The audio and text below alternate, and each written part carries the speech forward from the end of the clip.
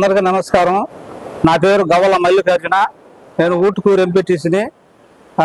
గత వారం క్రితం నేను పార్టీ ఆఫీస్కి వచ్చి సార్ని కలిసిపోవడంలో నన్ను ఊటుకూరు దగ్గర వైసీపీ వాళ్ళు అడ్డగించుకొని నన్ను తీసుకొని పోవడం జరిగింది.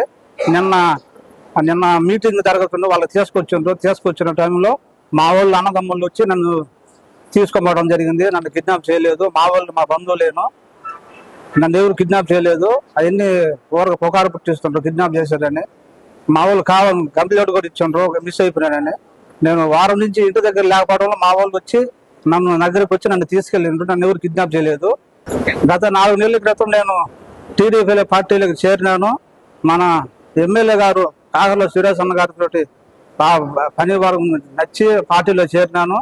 పార్టీ ఎట్లా చెప్తే ఆ విధంగా చేస్తాను. పార్టీ ఏ విధంగా చెప్తే ఆ విధంగా చేస్తాను. మా ఎంపీపీ హైమావతమ్మ ద్వారా మా ఊరికి అభివృద్ధి చేస్తాము. ఆమెతోటే ఉండి అందరూ ధన్యవాదాలు.